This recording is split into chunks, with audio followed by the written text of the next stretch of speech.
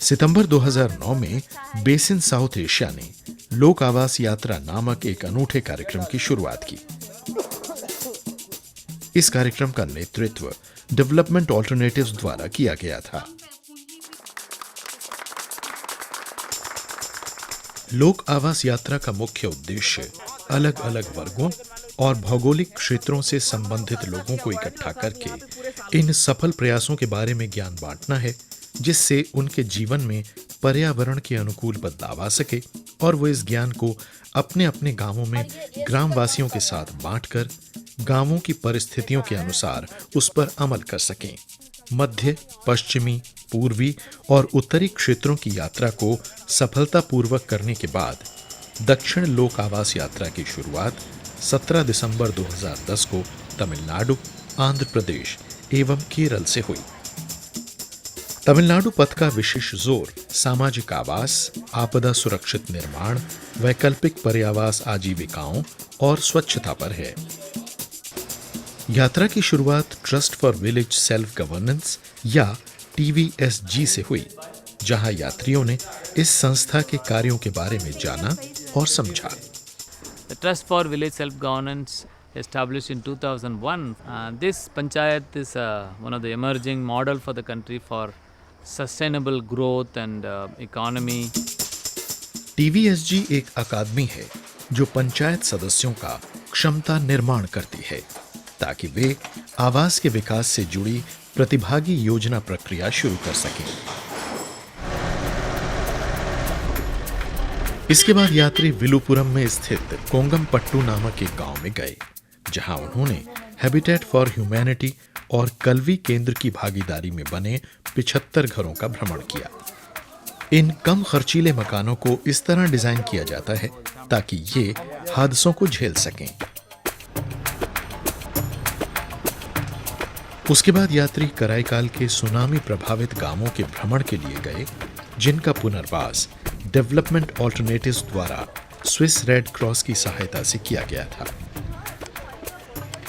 So there are totally about 909 houses in these 3 new settlements. After tsunami, when the houses were built, people were trained a lot here for taking care of their own housing and repair work. And they are constructed in a scientific manner, like a few concepts they have used here, like rat trap method for building the bricks. यहाँ सड़कें सीधी नहीं बल्कि टेढ़ी बनाई गई हैं ताकि तेज हवा और बाढ़ की सूरत में ये बह न जाएं। तीसरे दिन की शुरुआत इको सन कम्युनिटी टॉयलेट से हुई।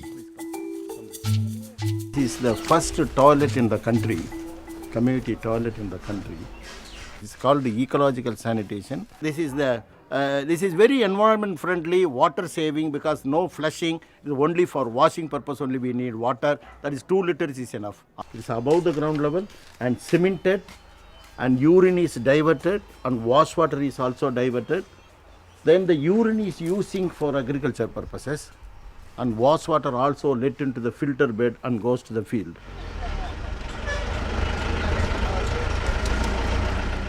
इसके बाद यात्री सेवाई के रूरल टेक्नोलॉजी पार्क गए। सेवाई भवन निर्माण की कम लागत वाली टेक्नोलॉजी, फेरो सीमेंट टेक्नोलॉजी, शौचालयों के निर्माण और फेरो सीमेंट के रूफ चैनलों के लिए काम कर रहा है। हर साल 5000 महिलाओं को यहाँ प्रशिक्षण दिया जाता है ताकि उन्हें नई नौकरियां मिल सकें। चौथे दिन यात्री उड़नथुरई गए, जो कि एक आदर्श गांव कहलाता है। ये गांव निजी साहूकारों से लगभग मुक्त है तथा पिछले 10 साल में इस गांव ने 85% उन्नति की है। இது ஓடுந்துறை ஊராட்சி செய்த வளர்ச்சிப் பணிகளை இந்த ஊராட்சி கண்டது. அது மாதிரி குடிநீர் வந்து 24 மணி நேரமும் பாக்டீரியா ஜீரோ பண்ணி என்டையர் பஞ்சாயத்துக்குமே குடிநீர் சப்ளை நாங்கள் பண்ணிட்டு இருக்கோம். ஒரு புது ஸ்கீம் இது நேஷனல் லெவலில் Rajiv Gandhi national drinking water and sanitation mission சொல்லக்கூடிய ஸ்கீமில் நாங்கள் இம்ப்ளிமெண்ட் பண்ணியிருக்கோம். இது பார்த்திங்கன்னா அட்லஸ் வில்லேஜ், அட்லஸ் ஃப்ரீ கிட்டத்தட்ட 756 ஹவுசஸ் கன்ஸ்ட்ரக்ஷன் பண்ணி கொடுத்து இன்றைக்கி குடிசை இல்லாத ஒரு ஊராட்சி 10 ஆண்டு காலத்தில் இந்த ஊடகத்துறையில் பண்ணியிருக்கோம். அதுக்கடுத்து பற்றி பார்த்திங்கன்னா எம்பவர்மெண்ட் அண்ட் பவர்ட்டி ரிடக்ஷன் அப்படின்னு சொல்லக்கூடிய பெண்களுக்கு அதிகாரத்தை வழங்கி வறுமையை குறிக்கக்கூடிய ஸ்கீம் இது.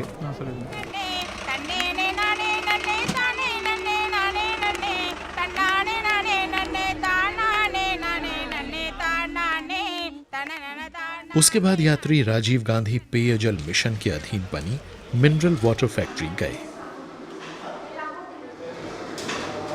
Plant is running through the self-help group members. That is 12 members joined together and they form a group. All of them are women and they have registered the society in the name of Odandare packaged drinking water. And this water is supported from Panchayat. The Odandare Panchayat, we have a Bhavani river. From there we are getting the water source and that water is purified in the area Mambatti. After that they are supplying the water for drinking purpose. The whole Panchayat is getting the water from that area. इस बीच दक्षिणी लोक आवास यात्रा की दूसरी टुकड़ी आंध्र प्रदेश पहुंच चुकी थी. आंध्र प्रदेश यात्रा का मुख्य जोर इंद्रम्मा योजना के तहत बने घरों पर था. आंध्र प्रदेश में ऐसे 47 लाख ग्रामीण परिवार और 13 लाख शहरी परिवार थे जिनके पास कोई स्थायी घर नहीं था. इंद्रम्मा कार्यक्रम में ऐसे हर परिवार के लिए कम लागत वाले स्थायी घर बनाने का लक्ष्य रखा गया है. इंद्रम्मा आरसीसी दरवाजों और खिड़कियों के फ्रेमों जैसी वैकल्पिक टेक्नोलॉजी को बड़े स्तर पर स्वीकार्यता दिलाने के सिलसिले में एक असरदार माध्यम रहा है.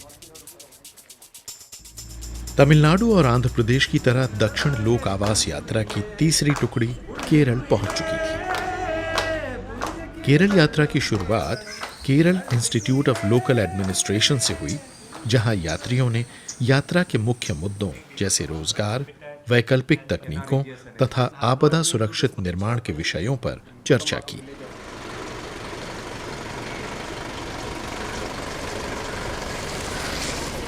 उसके बाद यात्री जीवापूर्ण महिला राजमिस्त्री समिति यानी कि जीवॉम्स गए. जीवॉम्स की शुरुआत सामाजिक आर्थिक इकाई फाउंडेशन द्वारा 1995 में की गई थी. ये अभियान महिलाओं को दक्ष राजमिस्त्री बनाने एवं घर बनाने हेतु प्रशिक्षण देने के लिए शुरू किया गया था. ഇവിടെ ഒരു 13-14 വർഷമായി ഇവിടെ ഈ സെന്റർ തുടങ്ങി. ഈ കർണാടകയിൽ ആദ്യം ഞങ്ങൾ മേസ്ത്രി ട്രെയിനിങ് കൊടുക്കുന്നുണ്ടായിരുന്നു, അതായത് മേസൺ വർക്ക്. പിന്നെ ജീവപൂർണ്ണയുടെ കീഴിലാണ് ഇപ്പം ഇതുപോലൊരു പ്രൊഡക്ഷൻ സെൻറ്റർ റൺ ചെയ്യുന്നുണ്ട്, ഒരു ക്യാൻറ്റീൻ റൺ ചെയ്യുന്നുണ്ട്. പിന്നെ അവിടെ പ്രീ ഫാബ്രിക്കേറ്റഡ് ഐറ്റംസ്, കട്ടില, ജനലുകൾ, ഫ്ലോറിംഗ് ടൈൽസ് അങ്ങനെയുള്ളതെല്ലാം.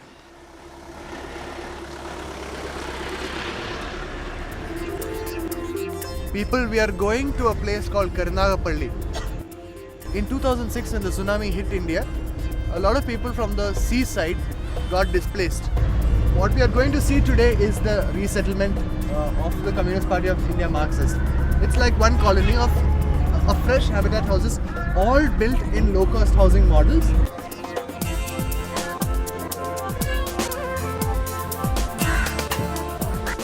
यहाँ प्रत्येक मकान का क्षेत्रफल लगभग 430 वर्ग फुट है तथा इन मकानों की लागत में प्रभावी प्रौद्योगिक तकनीकों का प्रयोग किया गया है. 26 कर रहे हैं इसमें. 2 बेडरूम है इसमें और ये छोटा सा हॉल है और किचन और बाथरूम. CPIM वो पार्टी वाला ने दिया था. जमीन सरकार दिया, वो पैसा वो लोग वसूल करके वो घर बनाया. फिर यात्री लॉरी बेकर द्वारा बनाई गई एक बिल्डिंग गए. This is the Laurie Baker Center for Habitat Studies. It contains the last buildings that Baker actually physically worked on. Laurie Baker Bharat में वैकल्पिक तकनीकी आंदोलन के प्रमुख स्तंभों में से एक थे. उनका कार्य ग्रामीण क्षेत्रों में कम लागत तथा कम ऊर्जा खपत करने वाले आवास प्रदान करने पर केंद्रित था. साथ ही वे शहरी बस्तियों के पुनर्वास पर भी कार्य किया करते थे। हमें उनकी सफलता का प्रमाण कॉसफोर्ड की स्थापना में मिलता है। केरल में स्थापित कॉसफोर्ड केंद्र लॉरी बेकर के सिद्धांतों पर चलते हुए पर्यावरण अनुकूल आवास निर्माण के स्वदेशी तरीकों को प्रोत्साहन देते हैं। लॉरी बेकर के प्रयासों ने केरल में वैकल्पिक निर्माण तकनीकों को मुख्य धारा में ला खड़ा किया है।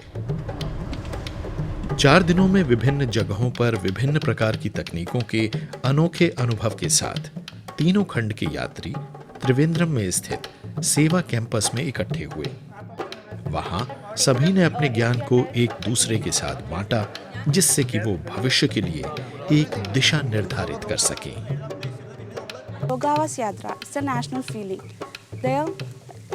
പല സംസ്ഥാനങ്ങളിൽ നിന്നും ഒരുപാട് പ്രതിനിധികൾ എത്തുകയും അവരുടെ എക്സ്പീരിയൻസ് ഷെയർ ചെയ്യുകയും ഒരുപാട് കാര്യങ്ങൾ നമുക്കറിയാത്തതായ ഒരുപാട് കാര്യങ്ങൾ കാണാനും മനസ്സിലാക്കാനും സാധിച്ച് ഭാഗമായിട്ട് ഈ സ്ത്രീകളുടെ യൂണിറ്റ് തുടങ്ങാനും അത് നടപ്പിൽ വരുത്താനുമുള്ള ഒരു അവസരം കിട്ടി.